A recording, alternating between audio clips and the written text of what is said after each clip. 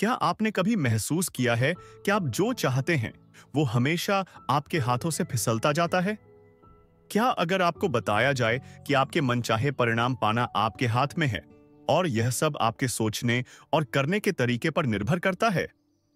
इस अध्याय में जानें वो रहस्य जो आपके जीवन को सफलता की नई ऊंचाइयों तक ले जा सकता है। अगर आप तैयार हैं, तो अगले कदम की ओर बढ़िए। आपका सफल भविष्य अब आपके हाथों में है। चैप्टर 8, मनचाहे परिणाम कैसे पाएं? भी प्रार्थनाएं सफल नहीं होती हैं। हर व्यक्ति यह बात जानता है। संदेहवादी इससे यह निष्कर्ष निकालते हैं कि प्रार्थना काम नहीं करती है। वे कमें ये बात को नजरअंदाज कर देते हैं कि सफल प्रार्थना के लिए इसका कारगर प्रयोग होना चाहिए और इसके वैज्ञानिक आधार की स्पष्ट समझ होनी चाहिए। सिर्फ तभी हम जान सकते हैं कि कोई खास प्रार्थना कारगर क्यों नहीं हुई और इसे ज्यादा असरदार बनाने के लिए हमें कौन सा व्यावहारिक तरीका अपनाना चाहिए। अगर आप पाएं कि आपकी प्रार्थनाओं का अपेक्षित परिणाम नहीं मिल रहा है, तो क्या करें? आपको इस असफलता के प्रमुख कारणों को समझ लेना चाहिए। यह है विश्वास की कमी और बहुत ज्यादा कोशिश। कई लोग अपने अवचेतन मन की कार्यविधि को पूरी तरह नहीं समझ पाने के कारण अपनी प्रार्थनाओं को खुद असफल कर लेते हैं। जब आप जान जाते हैं कि आपका मस्तिष्क कैसे काम करता है, तो आप में आत्मविश्वास आ जाता है। आपको याद रखना होगा कि आपका अवचेतन मन किसी विचार को स्वीकार करते ही उस पर तत्काल अमल करने लगता है। यह उस लक्ष्य को पाने में एड़ी छोटी का जोर लगा देता है। यह आपके अधिक गहरे मन के सभी मानसिक और आध्यात्मिक नियमों को सक्रिय कर देता है। यह नियम अच्छे विचारों के साथ साथ बुरे विचारों पर भी लागू होता है। अगर आप अपने अवचेतन मन का नकारात्मक प्रयोग करते हैं, तो यह मुश्किल, असफलता और दुविधा पैदा करता है। जब आप इसका सृजनात्मक प्रयोग करते हैं, तो यह मार्गदर्शन, स्वतंत्रता और मानसिक शांति प्रदान करता है। अगर आपके विचार सकारात्मक, सृजनात्मक और प्रेमपूर्ण हैं, तो सही जवाब जरूर मिलेगा। इससे यह स्पष्ट हो जाता है कि आपको असफलता से उबरने के लिए बस एक ही काम करना है। वह काम है अपने विचार या आग्रह को अपने अवचेतन से स्वीकृत करवाना। इसकी वास्तविकता को महसूस करें। बाकी का काम आपके मस्तिष्क का नियम कर देगा। अपने आग्रह को आस्था और विश्वास से सौंपें। तभी आपका अवचेतन उस पर काम करेगा और आपकी इच्छा को हकीकत में बदल देगा। जब भी आप अपने अवचेतन मन पर किसी काम को करने का दबाव डालेंगे, तो आप असफल हो जाएंगे। जो परिणाम आप चाहते हैं, वे करीब आने के बजाय ज्यादा दूर हो जाएंगे। आपका अवचेतन मन मानसिक दबाव पर प्रतिक्रिया नहीं करता है।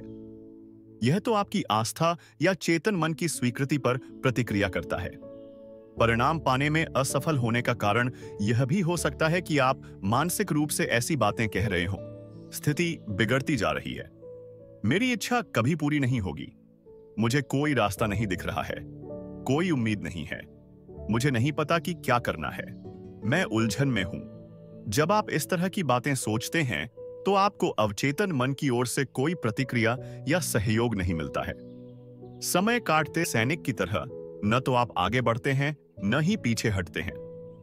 दूसरे शब्दों में, आप कहीं नहीं पहुंच पाते हैं। मान लीजिए आप किसी टैक्सी में बैठें और ड्राइवर को आधा दर्जन अलग अलग जगहें बता दें। वह बुरी तरह बौखला जाएगा। हो सकता है वह आपको कहीं भी ले जाने से इनकार कर दे। अगर वह आपके निर्देशों का पालन करने की कोशिश भी करे, तो संभवतः वह ऐसा नहीं कर पाएगा। कोई नहीं जानता कि आप कहां पहुंचेंगे। ऐसा ही तब होता है जब आप अपने अवचेतन मन की विशाल शक्तियों के साथ काम करते हैं। आपके मन में एक स्पष्ट विचार होना चाहिए। आपको एक निश्चित निर्णय पर पहुंचना चाहिए कि कोई रास्ता है, बीमारी या परेशान करने वाली समस्या का कोई समाधान है। सिर्फ आई के आपके जिटर के अवचेतन के भीतर की असीमित बुद्धिमत्ता जवाब जानती है। जब आप अपने चेतन मन में इस स्पष्ट निष्कर्ष पर पहुंचते हैं, तो आपका मस्तिष्क फैसला कर लेता है और आपको अपने विश्वास के अनुरूप फल मिलता है। आराम से काम अच्छी तरह होता है। एक व्यक्ति की अंगीठी कड़ाके की ठंड में खराब हो गई। उसने मैकेनिक को बुलाया, जो फौरन आ गया। उसने आधे घंटे में अंगीठी ठीक कर दी और मालिक को $200 का बिल थमा दिया। बिल देखकर मालिक गुस्से से चिल्लाया, इसमें तुम्हें जरा भी समय नहीं लगा, तुमने किया क्या है? बस एक छोटा सा पुर्जा ही तो बदला है। इस छोटे से पुर्जे के $200 मांगने की तुम्हारी हिम्मत कैसे हुई? इसकी कीमत तो $5 भी नहीं होगी, मैकेनिक कंधे उचकाकर बोला। मैंने उस टूटे पुर्जे के तो आपसे सिर्फ $2 ही लिए हैं। मैंने इसे इतने में ही खरीदा था। मकान मालिक ने उसके चेहरे के सामने बिल लहराया। $2, वह चिल्लाया। इसमें तो $200 लिखे हैं। सही है, मैकेनिक बोला। बाकी $198 तो यह जानने के हैं कि गड़बड़ी क्या थी और उसे कैसे ठीक किया जाए। आपका अवचेतन मन मास्टर मैकेनिक है। वह सबसे समझदार है। वह आपके शरीर के किसी भी अंग को ठीक करने के रास्ते और तरीके जानता है। सेहत का आदेश दें। आपका अवचेतन सेहत का निर्माण कर देगा, लेकिन इस काम को आराम से करना जरूरी है। आराम से अच्छी तरह होता है। विस्तृत विवरण और साधनों के बारे में सोच सोचकर हताश होने की जरूरत नहीं है। बस इतना जान लें कि अंतिम परिणाम क्या होगा। अपनी समस्या के सुखद समाधान को महसूस करें, चाहे यह सेहत, पैसे या लोक व्यवहार से संबंधित हो। याद रखें कि गंभीर बीमारी से ठीक होने पर आपको कैसा महसूस हुआ था। यह कभी ना भूलें कि आपकी भावना अवचेतन प्रदर्शन का पैमाना है। आपको नए विचार को साकार रूप में पूरी निष्ठा से महसूस करना चाहिए, भविष्य में होने वाली घटना की तरह नहीं व्यापे, बल्कि इस तरह जैसे यह दरअसल इसी समय हो रही हो। इच्छा शक्ति नहीं, कल्पना शक्ति का इस्तेमाल करें। अवचेतन मन की शक्तियों की मदद लेना किसी बाधा के खिलाफ संघर्ष करने की तरह नहीं है। ज्यादा कड़ी मेहनत करने से ज्यादा अच्छे परिणाम नहीं मिलते हैं। इच्छा शक्ति का जरा भी प्रयोग न करें। इसके बजाय इसके कारण मिलने वाले परिणाम और स्वतंत्रता की साकार तस्वीर देखें। आप पाएंगे कि आपकी बुद्धि टांग अड़ाने, समस्या को सुलझाने के तरीके खोजने और आपके अवचेतन पर उन तरीकों को थोपने की कोशिश करेगी। इसका प्रतिरोध करें। समस्या सुलझाने के अपने बौद्धिक प्रयासों को दूर हटा दें। बच्चे जैसी चमत्कार करने वाली सरल आस्था रखने में जुटे रहें। यह तस्वीर देखें कि आपको कोई रोग या समस्या नहीं है। अपनी मनचाही स्थिति की भावनात्मक संतुष्टि की कल्पना करें। इस प्रक्रिया से सारी जटिलताएं हटा दें। सरल तरीका सबसे अच्छा होता है। अनुशासित कल्पना कैसे चमत्कार करती है? अपने अवचेतन मन से प्रतिक्रिया पाने का एक अद्भुत तरीका अनुशासित या वैज्ञानिक कल्पना शक्ति का प्रयोग करना है। जैसा हम देख चुके हैं, अवचेतन मन शरीर का आर्किटेक्ट और निर्माता है। यह आपकी सभी महत्वपूर्ण कार्य प्रणालियों को नियंत्रित करता है। बाइबल कहती है, आप प्रार्थना में जो भी मांगेंगे, विश्वास करने पर आपको मिलेगा।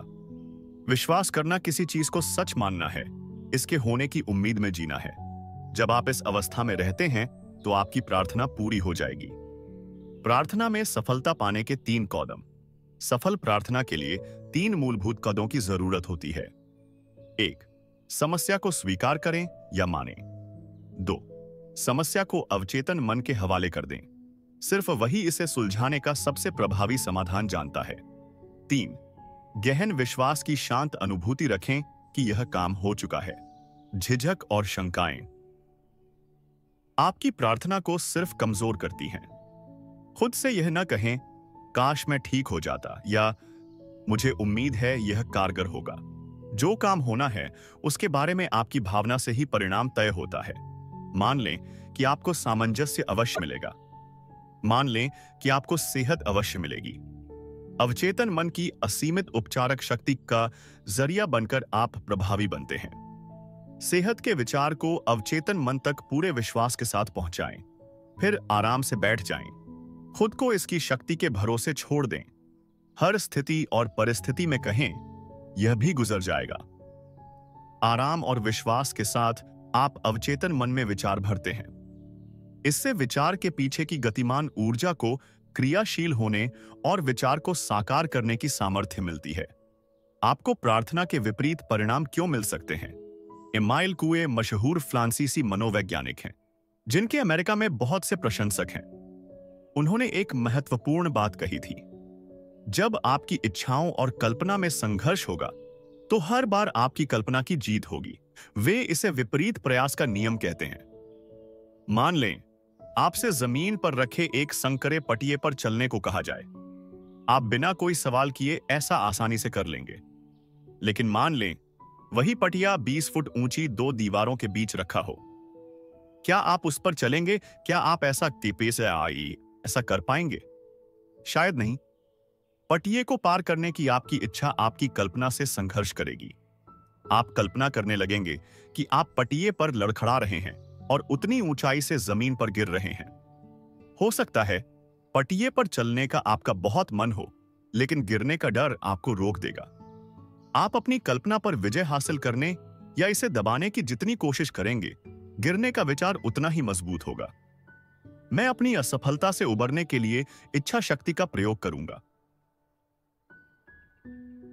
का विचार असफलता के विचार को प्रबल बनाता है। मानसिक प्रयास अक्सर आत्म पराजय की ओर ले जाता है और चाहे गए परिणाम का विपरीत परिणाम उत्पन्न कर देता है। इच्छा शक्ति लगाने पर ध्यान केंद्रित करना इस बात पर जोर देना है कि आप में शक्ति की कमी है। यह तो इस तरह का फैसला करना है कि आप हरे हिप्पोपोटेमस के बारे में बिल्कुल नहीं सोचेंगे। इस निर्णय से हरा हिप्पोपोटेमस आपके दिमाग पर हावी हो जाता है और अवचेतन हमेशा सबसे प्रबल विचार पर प्रतिक्रिया करता है। आपका अवचेतन दो विरोधी विचारों में से अधिक प्रबल विचार को स्वीकार कर लेगा। शायद आप यह सोच रहे हो, मैं सेहत चाहता हूं, मुझे यह क्यों नहीं मिलती है? मैं बहुत ज्यादा कोशिश कर रहा हूं, मुझे परिणाम क्यों नहीं मिल रहा है? मुझे जमकर प्रार्थना करने के लिए खुद को विवश करना होगा। मुझे अपनी सारी इच्छा शक्ति का प्रयोग करना होगा। आपको यह एहसास करना होगा कि आपसे कहां गलती हो रही है। देखिए, आप बहुत ज्यादा कोशिश कर रहे हैं। कभी भी अपने अवचेतन को मजबूर करने की कोशिश न करें। कभी भी अपनी इच्छा शक्ति द्वारा उससे अपना विचार स्वीकृत करवाने की कोशिश न करें। इस तरह की कोशिशों का नाकामयाब होना तय है। इस तरह अक्सर आपको उस चीज की विपरीत चीज मिलती है जिसके लिए आपने प्रार्थना की है। प्रयासहीन तरीका ज्यादा अच्छा है। क्या आपके साथ ऐसी कोई घटना हुई है? मान लें आप किसी तरह की परीक्षा में बैठे हैं। आपने पढ़ाई और सामग्री की समीक्षा में बहुत समय लगाया है। आपको लगता है कि आप बहुत कुछ जानते हैं, लेकिन परीक्षा में कोरी कॉपी को देखने पर आप पाते हैं कि आपका दिमाग तो उससे भी ज्यादा कोरा है। विषय का सारा ज्ञान अचानक आपका साथ छोड़ गया है। आपको एक भी प्रासंगिक विचार याद नहीं आता है। आप अपने दांत भींचते हैं और अपनी सारी इच्छा शक्ति का आह्वान करते हैं, लेकिन आप जितनी ज्यादा कोशिश करते हैं, ज्ञान उतना ही ज्यादा दूर पहुंच जाता है। कुंठित होकर आप परीक्षा कक्ष से बाहर निकल आते हैं। मानसिक दबाव कम हो जाता है। जिन जवाबों की आप कुछ मिनट पहले तक इतनी बेताबी से तलाश कर रहे थे, अचानक वे अपने आप आपके दिमाग में प्रवाहित होने लगते हैं। आप उस विषय को जानते थे, लेकिन तब नहीं जब आपको उसकी जरूरत थी। आपकी गलती यह थी कि आपने याद रखने के लिए खुद को मजबूर करने की कोशिश की। विपरीत प्रयास के नियम के अनुसार इससे सफलता नहीं बल्कि असफलता मिली। आपको उसका ठीक विपरीत परिणाम मिला जो आपको चाहिए था या जिसके लिए आपने प्रार्थना की थी। इच्छा और कल्पना शक्ति के संघर्ष को हल करना चाहिए। मानसिक शक्ति या इच्छा शक्ति का प्रयोग करना यह मान लेना है कि कहीं ना कहीं विरोध है। बहरहाल, विरोध की कल्पना करने से विरोध उत्पन्न हो जाता है। अगर आपका ध्यान मनचाही वस्तु को हासिल करने की बाधाओं पर केंद्रित है, तो इसका मतलब है कि यह आपके मनचाहे परिणाम को हासिल करने के साधन पर केंद्रित नहीं है। बाइबल में कहा गया है, अगर आप में से दो लोग दुनिया में किसी भी बात पर सहमत हो जाएं और मांगें, तो स्वर्ग में बैठे मेरे पिता उन्हें दे देंगे। ये दो कौन हैं जिनके बारे में बोला गया है? ये किसी विचार, इच्छा या मानसिक छवि पर आपके चेतन और अवचेतन के बीच के सामंजस्यपूर्ण मेल या सहमति के प्रतीक हैं। जब आपके मस्तिष्क के अलग अलग हिस्सों में कोई संघर्ष नहीं होगा, तो आपकी प्रार्थना का परिणाम मिलेगा। जो दो लोग सहमत हैं, वे हो सकता है आप और आपकी इच्छा हो, आपका विचार और भावना या भाव हो, आपकी इच्छा और कल्पना हो। अपनी इच्छाओं और कल्पना में सारे संघर्ष से बचने का तरीका निष्क्रिय उनींदी अवस्था में पहुंचना है, जो सारे प्रयास को न्यूनतम कर देती है। चेतन मन उनींदी अवस्था में काफी हद तक डूब जाता है। आपके अवचेतन को सराबोर करने का सबसे अच्छा समय सोने से ठीक पहले का है। ऐसा इस कारण है क्योंकि अवचेतन सोने से ठीक पहले और जागने के ठीक बाद सबसे ज्यादा सशक्त होता है। इस अवस्था में वे नकारात्मक विचार और तस्वीरें नहीं रहती हैं जो आपकी इच्छा को नकारती हैं और आपके अवचेतन मन द्वारा उनकी स्वीकृति को रोकती हैं। जब आप मनोकामना पूरी होने की वास्तविकता की कल्पना करते हैं और उपलब्धि का रोमांच महसूस करते हैं, तो आपका अवचेतन आपकी मनोकामना पूरी कर देता है। बहुत से लोग अपनी सारी दुविधाओं और समस्याओं को अपनी नियंत्रित, निर्देशित तथा अनुशासित कल्पना से सुलझा लेते हैं। वे जानते हैं कि वे जो कल्पना करते हैं और जिसे सच महसूस करते हैं वह होगा और अवश्य होगा। शारा जी नामक एक युवा महिला बड़ी हताशा में मेरे पास आई। वह एक लंबे जटिल मुकदमे में उलझी थी जिसकी तारीखें बढ़ती जा रही थीं और कोई अंत नजर नहीं आ रहा था। उसकी सबसे गहरी इच्छा मुकदमे का सामंजस्यपूर्ण समाधान थी। बहरहाल उसकी मानसिक तस्वीरें असफलता, हानि, दिवालियेपन और गरीबी से भरी थीं। परिणाम वैसा ही मिला जैसी कुएं ने भविष्यवाणी की थी। उसकी कल्पना शक्ति उसकी इच्छा पर हावी हो गई और मुकदमा टलता रहा। मेरे सुझाव पर शारा हर रात सोते समय खुद को उनींदी, निष्क्रिय अवस्था में ले आती थी और अपनी समस्या के सबसे अच्छे संभावित अंत की कल्पना करने लगती थी। वह इसकी भरसक कोशिश करती थी। वह जानती थी कि उसके दिमाग की छवि अंततः उसके दिल की इच्छा के अनुरूप बन जाएगी। निष्क्रिय होने पर वह बहुत चित्रात्मक तरीके से यह कल्पना करने लगी कि मुकदमा खत्म होने के बाद वह अपने वकील से मिल रही है, परिणाम के बारे में सवाल पूछ रही थी और उसके स्पष्टीकरण सुन रही थी। उसने सुना कि वकील उससे बार बार कह रहा था, मुकदमे का कोर्ट से बाहर समझौता हो गया है, यह बिल्कुल उचित समाधान हम अशकंद है। दिन में जब डर के विचार उसके दिमाग में आते थे तो शारा वकील से मुलाकात का मानसिक वीडियो टेप चला देती थी जिसमें शब्द और हाव भाव भी थे। उसने वकील की मुस्कुराहट, उसके अंदाज, उसकी आवाज, उसके विशिष्ट शब्दों की कल्पना की। उसने यह इतनी ज्यादा बार और इतनी निष्ठा से किया कि डर दिमाग में घुसने से पहले ही खत्म हो गया। कुछ सप्ताह बाद उसके वकील ने उसे फोन किया। उसने वही कहा जिसकी वह कल्पना कर रही थी और सच मान रही थी। मुकदमे में समझौता हो गया और वह जानती थी कि समझौता उचित ही होगा। यही भजनकार का मतलब था। जब उसने लिखा था, मेरे शब्द आपके विचार और मानसिक छवियां और मेरे हृदय का मनन आपकी भावना, प्रकृति, भाव। आप स्वीकार करें, हे ईश्वर, आपके अवचेतन मन का नियम, मेरी शक्ति और मेरे उद्धारक, आपके अवचेतन मन की शक्ति और बुद्धिमत्ता जो बीमारी, बंधन तथा दुख से आपका उद्धार कर सकती है। भजन 19:14 याद रखने लायक विचार। 8 मानसिक दबाव या बहुत ज्यादा कोशिश तनाव और डर का सूचक हैं। ये प्रार्थना के जवाब को रोकते हैं। आराम से काम अच्छी तरह होता है। 2 जब निष्क्रिय अवस्था में आप किसी विचार को स्वीकार करते हैं तो आपका अवचेतन उस विचार को साकार करने में जुट जाता है। 3 पारंपरिक तरीकों से मुक्त होकर सोचें और योजना बनाएं। जान लें कि हमेशा हर सवाल का कोई न कोई जवाब होता है और हर समस्या का समाधान पान होता है। 4 अपने दिल के धड़कनों, फेफड़ों के सांस लेने या शरीर के किसी अंग के कार्य को लेकर ज्यादा चिंतित न हो। अपने अवचेतन पर पूरा भरोसा करें और बार बार दावा करें कि सही काम हो रहा है। 5 सेहत की भावना से सेहत उत्पन्न होती है। दौलत की भावना से दौलत उत्पन्न होती है। आपकी भावना कैसी है? छठी कल्पना आपकी सबसे बड़ी आंतरिक शक्ति है। अच्छी और सुंदर चीजों की कल्पना करें। आप वैसे ही हैं जैसी आप खुद के बारे में कल्पना करते हैं। 7वीं उनींदी अवस्था में चेतन और अवचेतन मन के बीच संघर्ष नहीं होता है। सोने से पहले अपनी इच्छा के पूर्ण होने की बार बार कल्पना करें। शांति से सोएं और खुशी से जागें। अब जब आपने जान लिया कि मनचाहे परिणाम कैसे पाएं, तो अगला कदम क्या होगा? क्या आप तैयार हैं अपनी सफलता की पूरी शक्ति को जागृत करने के लिए? अगले अध्याय में हम आपको बताएंगे कि कैसे छोटे बदलावों से आप बड़ी सफलता पा सकते हैं। इसे मिस न करें।